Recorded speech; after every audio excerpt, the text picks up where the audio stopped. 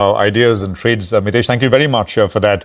Well, let's bring in an exclusive conversation now. Tata Power is assessing opportunities for setting up large or modular nuclear plants, says Praveer Sinha, MD and CEO of the company, in an exclusive chat with my colleague Shireen Bhan. He also spoke about opportunities in the solar module space, capacity expansion there, and more. Listen in. We've just seen the US impose tariffs to the tune of 3,500% on Southeast Asian countries when we talk about solar equipment. Now, does that open up an opportunity for a company like yours? Well, it does open up opportunities for us, especially in terms of supplying these modules to not only US but also to many countries globally. And that's an area that we are very seriously looking at, that how do we not only meet the requirements of solar modules in our country, but also export it and cater to the requirement of some of the other countries. How much capacity would you have available at this point in time, which could be used for exports if that were to be the case? Well, we today have a manufacturing facility of nearly 4.9 gigawatt. Most of it is actually tied up, but possibly up to 1 gigawatt we may be in a position to sell outside the country. Would this also then perhaps accelerate capacity expansion plans? Absolutely. We are examining that now that we have commissioned our 4.3 gigawatt plant, the solar cell and module plant in Tamil Nadu. We strongly believe that we have a capability to execute projects very fast and ramp them to full production. So we are definitely examining such opportunities, and based on how the market conditions are there and how some of the things that will evolve globally, we'll take a call on adding capacity. And do you believe that this call is likely to be taken sooner? Are we talking a few weeks, a few months? Maybe in few months.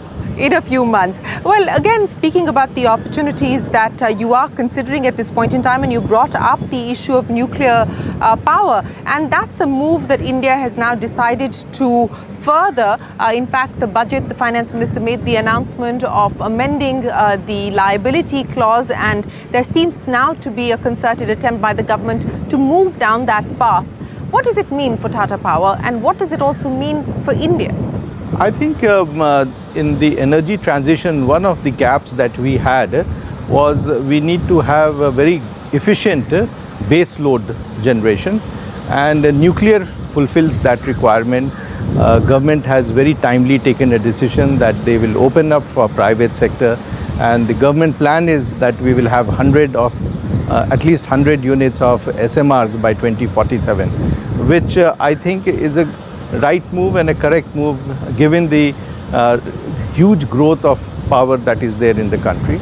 The important thing is that this will also bring the best technology which is available globally, as also Indian technology. We have the Bharat small modular reactor, and that is something that we can start with and then get some of the newer technologies from other parts of the world.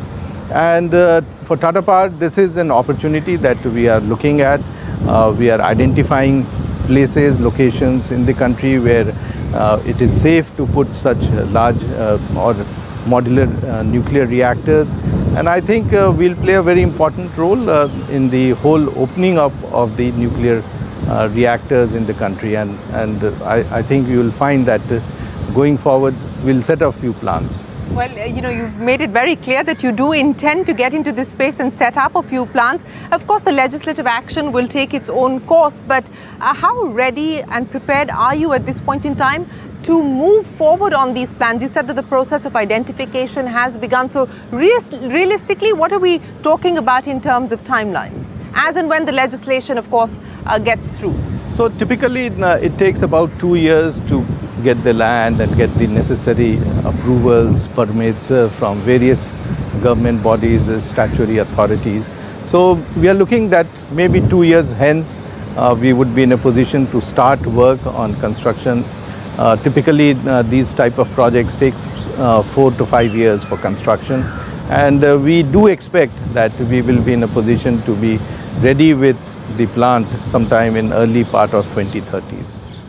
sometime in the early part of 2030s. But, again, for the benefit of all of our viewers who are watching, what does it take to set up an SMR? You were talking about technology, you were talking about indigenous technology as well.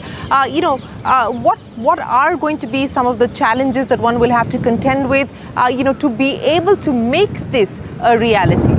So the most important part of it is how do we make them safe and secure for operation.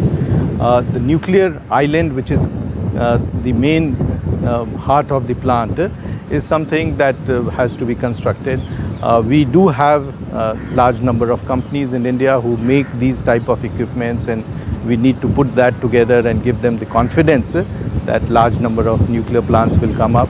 So to that extent, we need to get them organized to cater to the requirement of the private sector.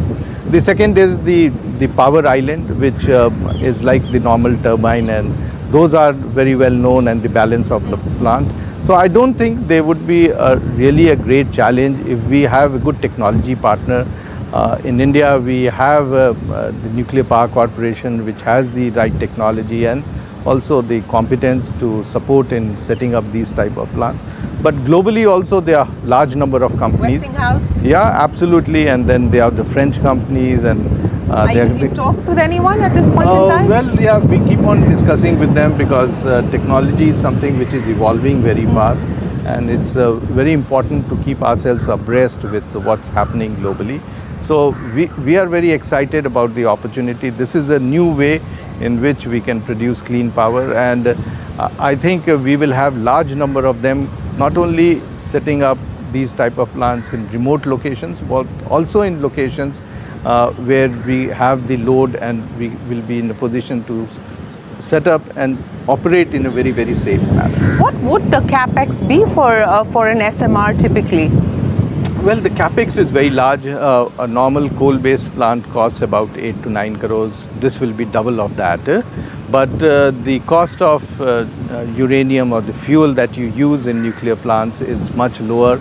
Of course, the whole tie-up of getting the fuel, the processing of that fuel, the spent fuel that has to be taken away, all that has to be done by a government agency.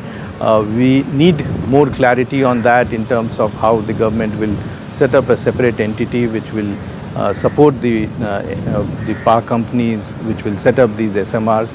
So I think there's a whole lot of work that needs to be done, but I personally feel that the cost of power from nuclear will be as competitive as the cost of any other firm power that comes, whether it is from brown coal or it is from any other way that we produce 24/7 power. All right, that is Tata Power.